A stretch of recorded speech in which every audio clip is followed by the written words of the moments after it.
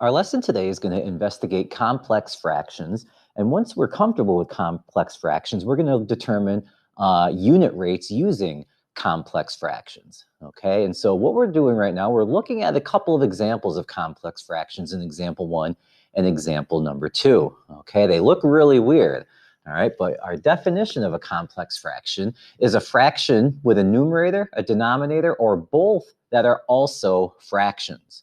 So if I look at example number 1, I see that both parts of the fraction, the numerator and the denominator, contain fractions. When you have a fraction within a fraction, it's called a complex fraction.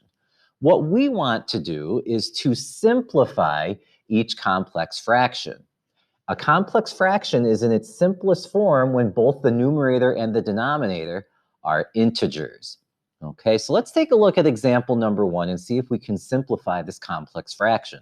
The simplifying isn't going to be that terrible once we remember that a fraction represents a division problem. Okay, we have 3/8 in the numerator, and there's our other fraction bar, and then we have 5/16 rather in the denominator. This big fraction here means to do 3/8 divided by 5/16. That's what that complex fraction means. So it's just a division problem. So we learned how to divide fractions back in the first topic, and we saw that instead of dividing by a fraction, we could simply multiply by that fraction's reciprocal. So instead of doing 3/8 divided by 5/16, I'm going to do 3/8 times the reciprocal of 5/16, which is 16/5. And now, before I multiply, I'm going to see if I can simplify with my fractions here. Unfortunately, I can. The denominator 8 and the numerator of 16 have a common factor of 8. 8 goes into 8 once, and 8 goes into 16 twice. Okay, there is no other way to simplify, so now that we've got everything in simplest form, we're going to go ahead and multiply. Numerator times numerator, 3 times 2 is 6. Denominator times denominator, 1 times 5 is 5.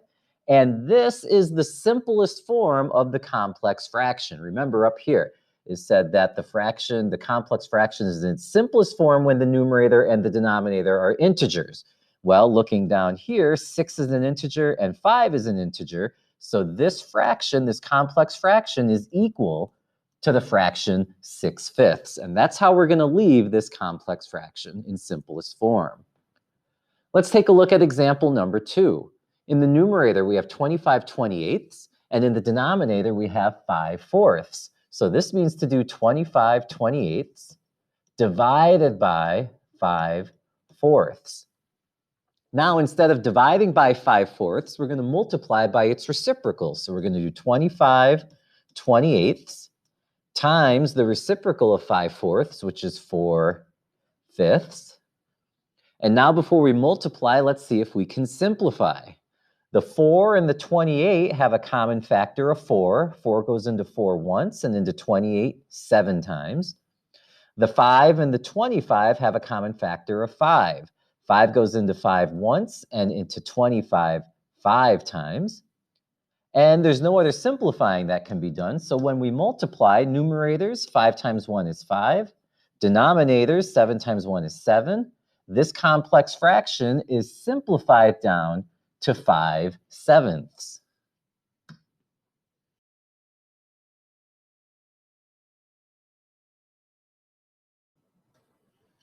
So now that we have an understanding of what a complex fraction is, let's look at some unit rate problems that are going to involve complex fractions.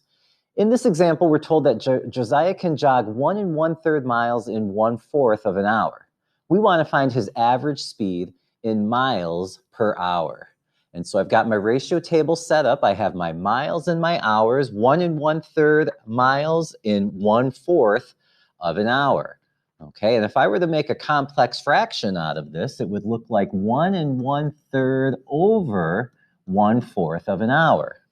All right, what we want to do is go from 1/4 of an hour to 1 hour because, again, we're looking for his speed in miles per hour. We want to know how many miles Josiah can jog in 1 hour. So to go from 1/4 to 1, I would simply divide by 1/4. 1/4 divided by 1/4, any number divided by itself is 1. And then if I divided 1/4 by 1/4, I would also have to divide 1 1/3 by 1/4, which is why I've set up this complex fraction right here. 1 1/3 divided by 1/4. Okay, so let's see if we can figure out what this is going to be in simplest form. So I'm just going to rewrite it as a division problem. 1 1/3 divided by 1/4. And my mixed number, 1 1/3, I'm going to change that into a fraction.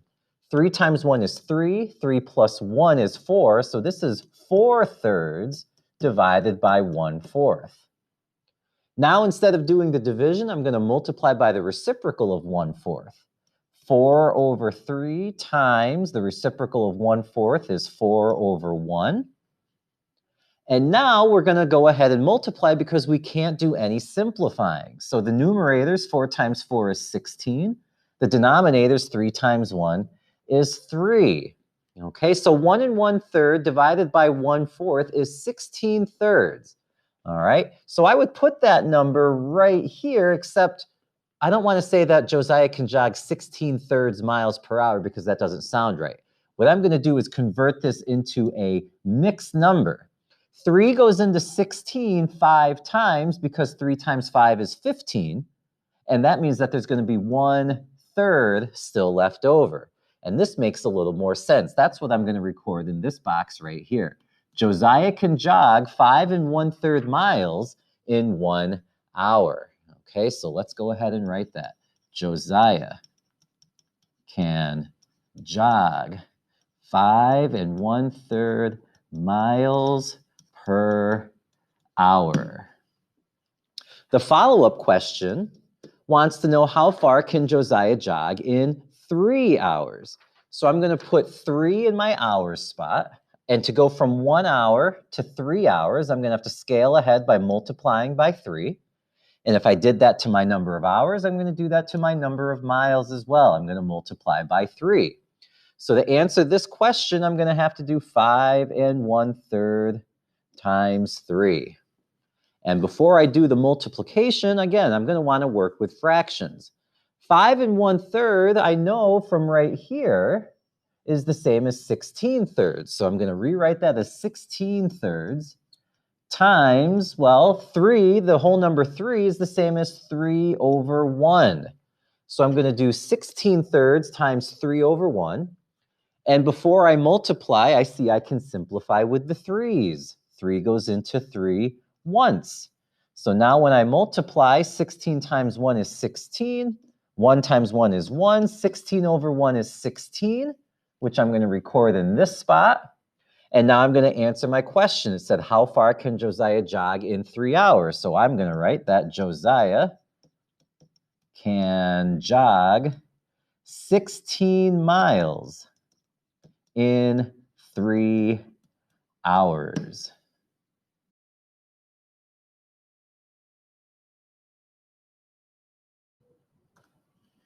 In our next example, we're told that Tia is painting her house.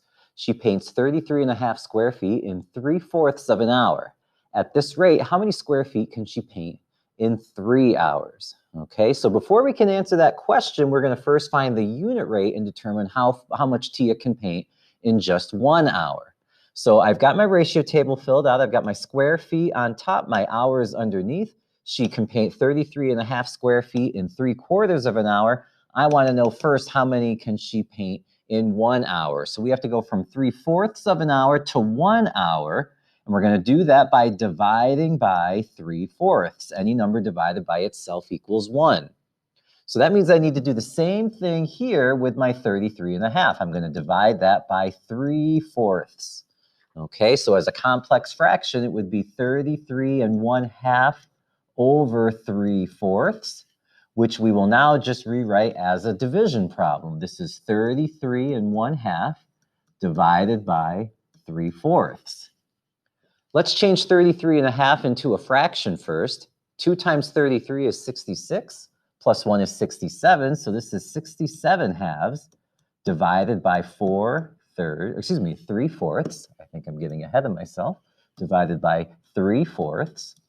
But we don't want to multiply, we don't want to divide by 3/4. We want to multiply by 3/4 reciprocal. So I'm going to have my 67 halves times, now I'm going to use 4/3, which is the reciprocal of 3/4. And before I multiply, I see I can simplify with the 2 and the 4. They have a common factor of 2. 2 goes into 2 once and into 4 twice. Nothing else will simplify, so I'm going to go ahead and I'm going to multiply. 67 times 2, that is equal to 134. 1 times 3 is 3. So now I have to determine what that is as a mixed number. 134 divided by 3. Well, 3 goes into 134 44 times. If you did 3 times 44, that would give you 132, which means that there are 2/3 left over. And that's going to represent the unit rate, okay? In 1 hour, Tia can paint 44 2/3 square feet. Now let's answer our question. They wanted to know in 3 hours, how many square feet can she paint? So we're going to scale ahead from 1 hour to 3 hours by multiplying by 3. We'll have to do the same thing then to our number of square feet. Okay, so we're going to take that 44 2/3 and multiply by 3.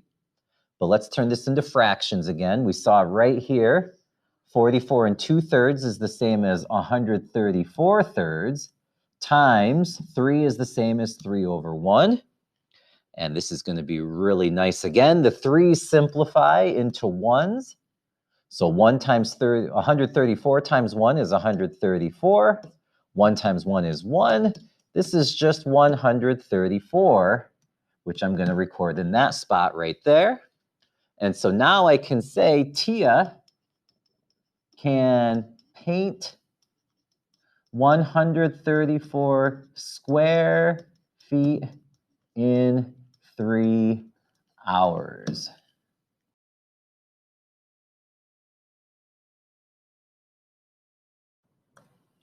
In our next example, we're told that Mr. Ito is spreading mulch in his yard. He spreads 4 2/3 square yards in 2 hours, so we want to know how many square yards can he mulch in 6 hours.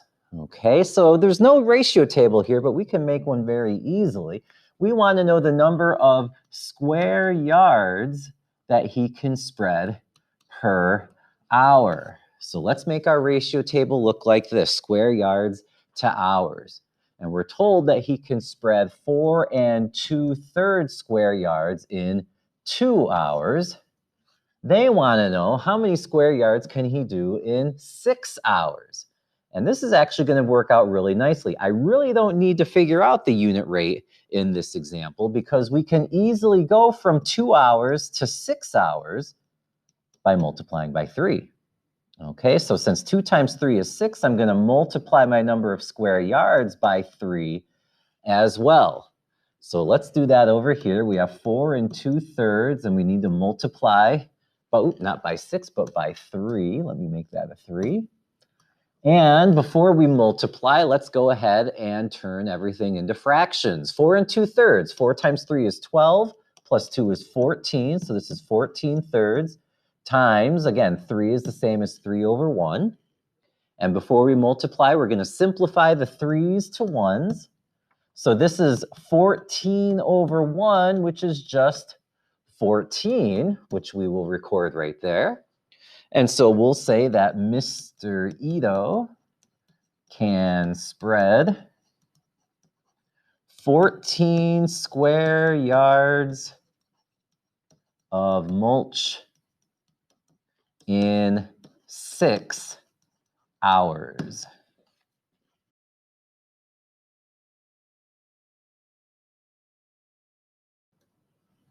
In our next example, we're told that Bryn mows the lawn every other weekend. She can mow 12,000 square feet in 2/3 of an hour. The lawn is 36,000 square feet. So how long does it take her to mow the entire lawn? Okay, so we're going to set up our ratio table here. We need to know the number of square feet per hour in this case, square feet per hour. And they tell us that she can mow 12,000 square feet in 2/3 of an hour. And what we're going to want to do is figure out her unit rate, the number of square feet in 1 hour.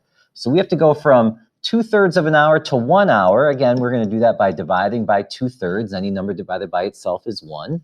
So we'll do the same thing to our number of square feet. We're going to divide by 2/3. All right, so let's set this up. All right, we're going to do 12,000 divided by 2/3. And I'm going to make 12,000 a fraction by putting it over 1. Instead of dividing by 2/3, let's multiply by 2/3 reciprocal, which is 3/2. So we're going to do 12,000 over 1 times 3/2. I'm going to simplify before I multiply with the 2 and the 12,000. All right, they have a common factor of 2. 2 goes into 2 once. 2 goes into 12,000 6,000 times. So this is 6,000 over 1 times 3/1, which is 18,000 over 1, or just 18,000. Okay, so we know that she can do 18,000 square feet per hour. Well, this says right here that the lawn is 36,000 square feet. Well, this is actually going to work out really nicely. To go from 18,000 to 36,000, all you have to do is multiply by 2. So I better do the same thing to my number of hours and multiply that by 2. So I now know that Bryn can mow the entire lawn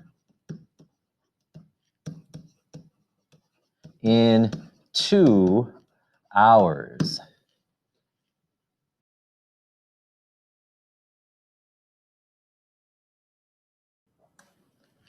In the next example, it says every other weekend, Bryn's brother Daniel mows the lawn. He can mow 15,000 square feet in 3/4 of an hour. Who mows the lawn in less time? So we're going to need to be able to compare the rate at which Bryn mows and the rate at which Daniel mows. And fortunately, up here, we already know the rate at which Bryn mows. Okay, right here, they told us, we figured out, they didn't tell us, we figured out that she can mow 18,000 square feet per hour. So let's make a note of that down here. Bryn, we already know that she can mow 18,000 square feet per hour. We need to figure out how fast Daniel can mow. So let's set up a ratio table over here for Daniel. Okay, so we're going to do square feet to hours. Okay, and we already know that Daniel can mow 15,000 square feet in 3/4 of an hour. In order to compare that rate to Bryn's rate, we need to know how many square feet he can mow in just 1 hour. So we have to go from 3/4 of an hour to 1 hour. We'll do that by dividing by 3/4. Any number divided by itself is 1. So now we have to take our number of square feet and also divide that by 3/4. So let's figure out what that's going to equal, all right? 15,000 divided by 3/4. 15,000 is the same as 15,000 over 1. And instead of dividing by 3/4, let's multiply by the reciprocal. So we'll have 15,000 over 1 times 4/3. And before I multiply, I'm going to simplify with the 15,000 and the 3. They have a common factor of 3. 3 goes into 3 once. 3 goes into 15,000 5,000 times. So we have 5,000 over 1 times 4 over 1, which equals 20,000 over 1. So we know right here, okay, that this is the same as 20,000, and that Daniel can mow 20,000 square feet per hour. So Daniel is 20,000 square feet per hour. Well, now that I can compare their rates, since Daniel mows 20,000 square feet per hour and Bryn mows 18,000 square feet per hour, I can say that Daniel is faster. So Daniel will mow the lawn in less time. All right, he mows at a faster rate, so he will mow the entire lawn in less time.